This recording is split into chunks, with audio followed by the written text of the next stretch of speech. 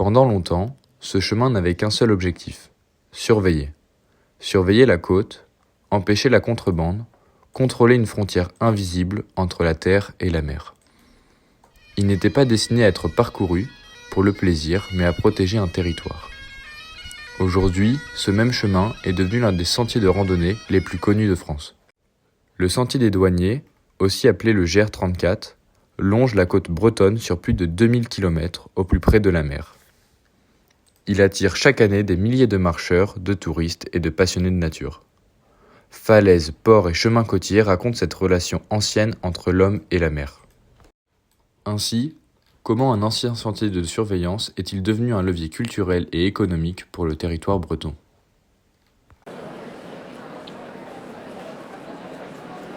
Ce voyage commence au Mont-Saint-Michel, à la frontière entre la terre et la mer. C'est ici que j'ai choisi de débuter ma marche sur le sentier des douaniers. Pendant 31 jours, j'ai parcouru le GR34 à pied, du Mont-Saint-Michel jusqu'à Brest en autonomie. Marcher le long de la côte, jour après jour, pour comprendre un territoire en le traversant lentement. Chaque journée avec son rythme, avancer, observer, s'adapter. Composer avec la météo, le relief, la fatigue, mais aussi profiter des paysages et des rencontres. De falaise en plage, de port en village, le sentier relie des lieux très différents, mais toujours tournés vers la mer. Au fil des kilomètres, le GR34 est devenu mon quotidien.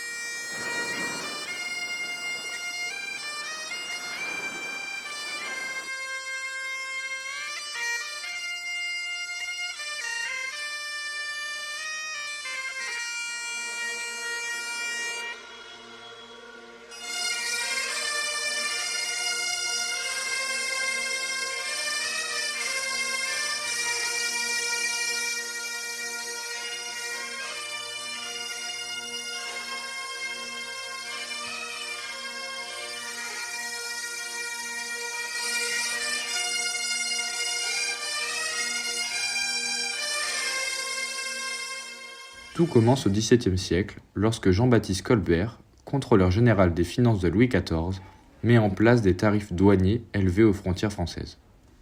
Son objectif est de limiter les importations, notamment celles en provenance d'Angleterre et des Pays-Bas, et de favoriser le développement des manufactures royales. C'est ainsi que naît le tarif Colbert, premier tarif douanier moderne, accompagné d'un dispositif de surveillance des côtes. En Bretagne, où la contrebande est très présente, surtout pour le sel, l'alcool et le tabac fortement taxés, cette surveillance se formalise en 1791 avec la création du sentier des douaniers. Un chemin côtier est progressivement aménagé pour relier les postes entre eux et faciliter les déplacements à pied. Il suit au plus près le littoral, épousant les falaises, contournant les anses et reliant les ports. Les patrouilles, actives de jour comme de nuit, et par tous les temps, sillonnent le littoral depuis des postes parfois dissimulés. Leur mission est multiple, taxer les marchandises importées, lutter contre la contrebande, notamment celle du sel, et empêcher le pillage des épaves qui appartenaient à l'État et devaient être déclarées à la douane.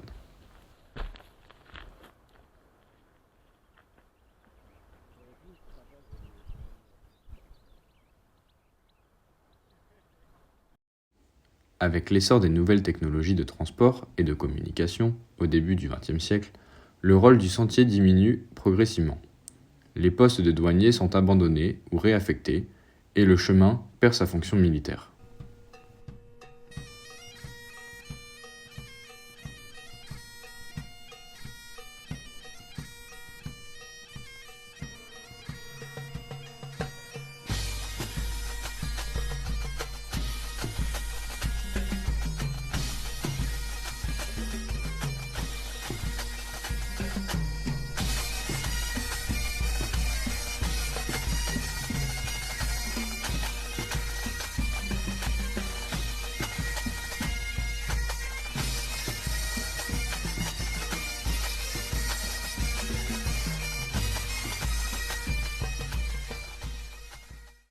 Pendant la Seconde Guerre mondiale, la côte bretonne devient un enjeu stratégique pour l'Allemagne nazie. Le littoral, particulièrement exposé aux débarquements alliés, est intégré au fameux mur de l'Atlantique. Le sentier des douaniers, déjà tracé depuis le XVIIIe siècle, est réutilisé par les nazis pour relier des points stratégiques et faciliter le déplacement des troupes le long de la côte. Sa proximité avec la falaise, les ports et les plages en fait un itinéraire idéal pour surveiller le littoral et coordonner les défenses. Pour renforcer la protection, de nombreux bunkers et blocos sont construits à intervalles réguliers. Ces ouvrages en béton, souvent partiellement enterrés, servaient de postes, d'observation, de positions de tir ou de dépôt pour les troupes et les munitions. Les nazis utilisent également le sentier pour connecter ces bunkers entre eux et assurer une surveillance continue du littoral, de jour comme de nuit. On remarque d'ailleurs que beaucoup de ces bunkers se situent proches d'un ancien poste de garde, montrant bien l'aspect stratégique de ces positions. Après l'abandon progressif des postes de douaniers au début du XXe siècle, le sentier des douaniers connaît une nouvelle vie dans les années 60. Des associations de randonnée comme la Fédération française de la randonnée et les collectivités locales commencent à baliser et à entretenir le chemin, donnant naissance au GR34 tel que nous le connaissons aujourd'hui. En 1968, le tracé est officiellement reconnu et balisé, avec les marques blanches et rouges qui permettent aux randonneurs de suivre le littoral en toute sécurité. Le sentier relie alors villages côtiers, ports, plages et falaises tout en préservant la beauté et l'intégrité des paysages. Dans les années 70 et 80, le GR34 devient un véritable moteur touristique. Chaque été, des milliers de randonneurs empruntent le chemin, ce qui profite à l'économie locale à travers les gîtes, campings, restaurants et commerces. Le sentier se transforme également en un vecteur culturel permettant de découvrir le patrimoine maritime, historique et naturel de la Bretagne.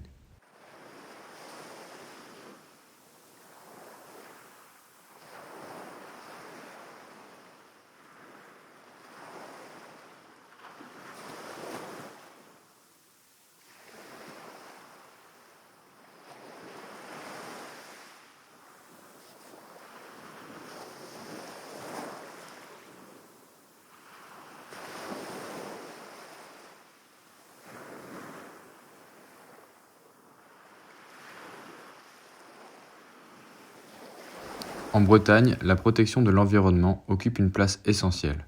C'est ce que Francis nous a expliqué en nous présentant son action au sillon de Talbert, où il contribue à la préservation du site. Je joins l'utile à l'agréable en donnant un petit coup de main à l'équipe de la réserve, de gardiens de la réserve du sillon. Et donc on peut orienter les gens un petit peu, notamment en période d'été quand c'est la nidification, leur donner des conseils pour éviter de perturber les petits limicoles qui nichent dans les galets du sillon, ou les poussins qui font 1,5 cm à la naissance et qui se calent entre deux galets, donc on risque de les écraser ou d'effaroucher les parents quand il y a des œufs et puis ils laissent le nid et les corneilles font un festin avec les œufs, quoi. Donc voilà, on donne des conseils, on explique aux gens un peu où ils sont, on leur explique pourquoi il faut éviter de ramasser des galets, pourquoi il faut rien cueillir, et puis on leur donne les infos qu'on peut leur donner, moi à mon petit niveau, quoi. Mais ça soulage le travail de l'équipe de la maison du sillon, et puis je pense que c'est assez bien perçu, quoi. On était avec les enfants et quand on fait un peu de pédagogie, tout de suite on voit l'adhésion des enfants et souvent des parents sur les explications qu'on peut leur donner sur la vie sur le littoral, quoi. Il y a beaucoup de choses qui échappent aux gens, on a beaucoup de réflexions aussi, comme vous tout à l'heure, hein, dans notre discussion, mais sur les phénomènes de marée, et puis la marée principalement dans ce secteur rocheux est assez particulier, quoi. Donc oui, il y a beaucoup de domaines où on donne un coup de main aux gens de la maison du sillon. Alors, on est bénévole puisque on est recensé comme tel pour avoir un petit peu, on va dire, des stats. Alors la maison du sillon, c'est un point d'accueil pour les visiteurs qui viennent faire un tour sur la réserve naturelle du sillon de Talbert. C'est quand même un site assez particulier. c'est une flèche de galets qui s'avance de 3 km dans la mer. Donc c'est assez particulier, c'est une réserve ornithologique assez riche, avec un brassage, puisque tout au long de l'année il y a des migrations, il y a des oiseaux qui arrivent, il y en a d'autres qui repartent, et donc il y a des observations. L'équipe de la maison du Sillon, qui est composée de 2 gardiens à temps plein, et qui est renforcée en été par des 2 jeunes en service civique, travaille à la protection, au recensement des espèces, justement, que ce soit les espèces animales ou végétales, à l'observation des évolutions du sillon, puisque au gré des tempêtes, au gré des coups de houle, le sillon il évolue.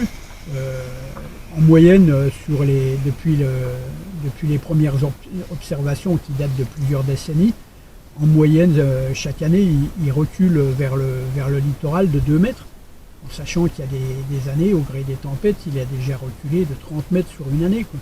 Donc tout ça s'est observé, il y a beaucoup de passages de scientifiques de tous bords qui viennent aussi profiter de ce site d'observation. Et l'équipe du Sillon, là, elle coordonne tout ça. Donc, ils font bénéficier, il y a des sorties tous les mercredis, là, durant l'été, il y a des sorties découvertes. Ils permettent aux gens comme ça de prendre des repères et des marques, et puis de voir des choses qu'ils n'auraient pas forcément remarquées, quoi. C'est pas toujours les plus gros détails qui sont importants, quoi. Et donc il faut aussi de la pédagogie sur la préservation des littoraux en général, et de ce site en particulier, quoi. Donc ils ont énormément de travail.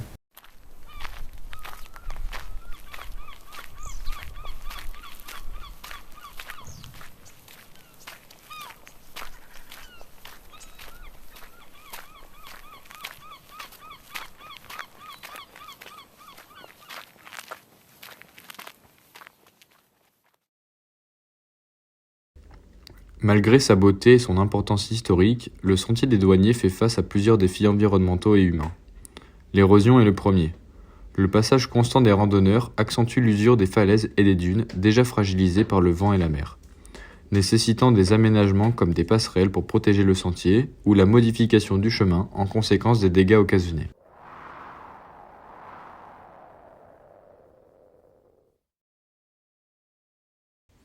Une autre problématique majeure le long du GR34 concerne les algues vertes, particulièrement sur certaines plages bretonnes.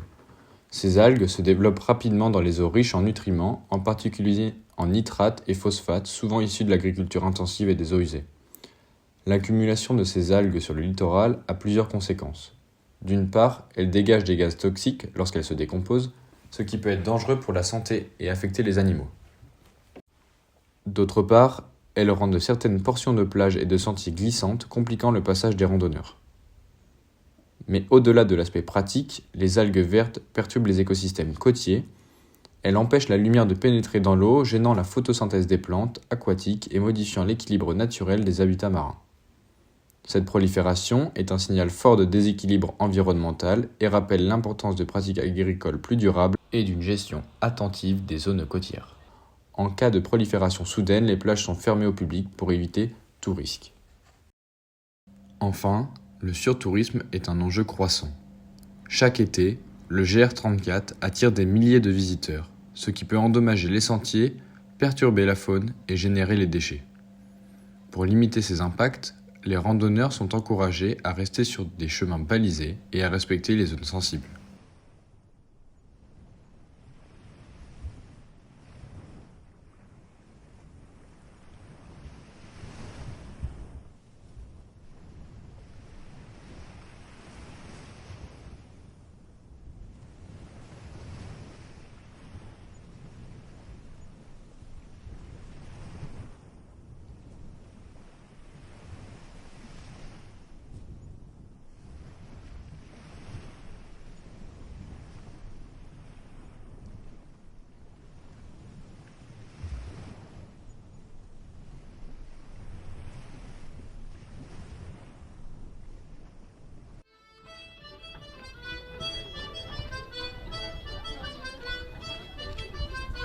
La Bretagne est un territoire riche en traditions culturelles. La danse bretonne, par exemple, rythme les fêtes locales depuis des siècles. Elle rassemble les habitants et les visiteurs autour de cercles et de fest-noz où musique et danse se répondent dans une ambiance conviviale et vivante.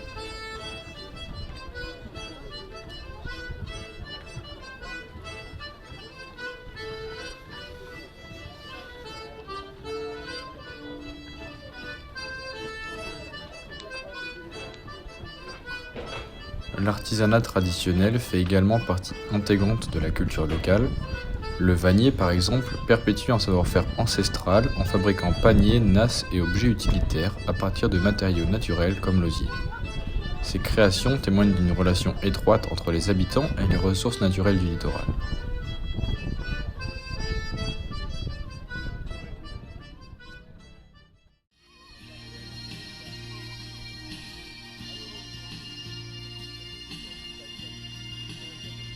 Certaines traditions sont plus singulières et reflètent l'identité locale.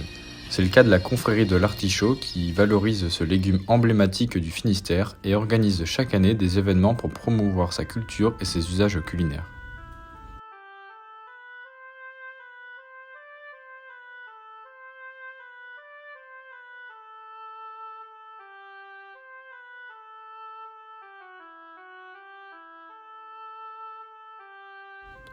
Les phares, eux, symbolisent à la fois la sécurité et l'histoire maritime.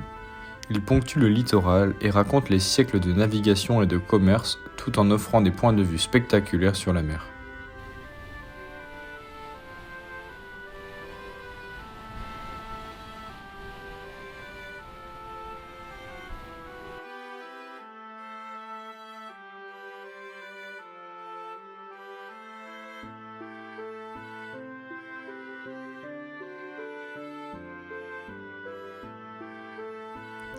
Enfin, la pêche, pratiquée depuis des générations, est une activité à la fois économique et culturelle. Elle permet de transmettre des gestes et des connaissances liées aux marées, aux poissons et aux techniques locales, tout en maintenant un lien vivant entre les habitants et le littoral.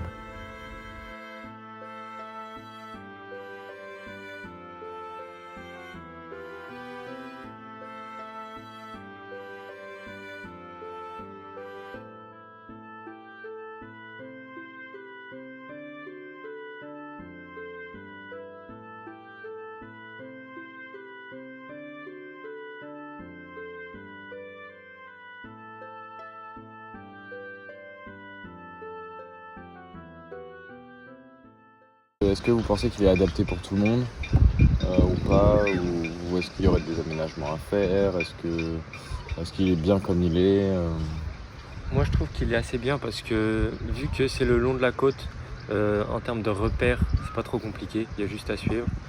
On n'a pas forcément besoin même de téléphone. Mais sinon en termes de difficulté, on peut faire des pauses, s'arrêter.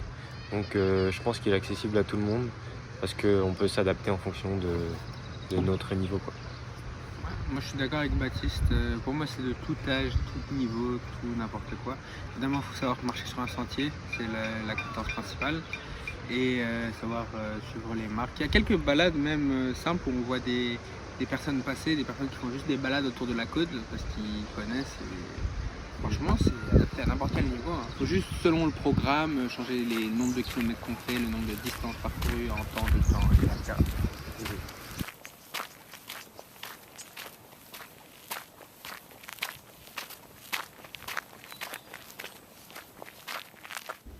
Mon voyage sur le GR34 du Mont-Saint-Michel jusqu'à Brest a été avant tout une aventure de marche. Pendant 31 jours, j'ai suivi ce sentier à pied, en autonomie, traversant falaises, plages, criques et villages. Chaque jour avec son propre rythme, entre effort physique, observation des paysages et immersion dans le littoral breton. Les premiers jours, la marche a été difficile. Mon sac me semblait lourd et j'ai senti la fatigue de la solitude. Mais très vite, mon corps s'est rappelé de mon expérience précédente sur Saint-Jacques et la progression est devenue plus naturelle. Les ampoules ont été rares, mes jambes se sont renforcées et chaque pas donnait envie d'aller plus loin. La marche devenait presque addictive. Ce qui rend le GR34 unique, c'est sa capacité à offrir des panoramas d'exception à chaque détour. J'ai pu découvrir des falaises abruptes, des plages immaculées, des criques accessibles seulement par le sentier et des ports cachés que je n'aurais jamais vus autrement. La diversité des paysages m'a permis de rester concentré sur l'instant présent, de mémoriser des moments presque insignifiants mais précieux, un coucher de soleil, le bruit des vagues, le vent sur les falaises. La randonnée a aussi été l'occasion d'apprécier le quotidien des habitants et des Bretons. Des pêcheurs à la canne, des coureurs matinaux, des familles se promenant sur le littoral. J'ai compris que ce chemin n'était pas seulement un sentier de randonnée, mais un outil vivant qui relie la population à la mer et à la nature. Bien sûr, la randonnée sur cette portion n'est pas sans contrainte.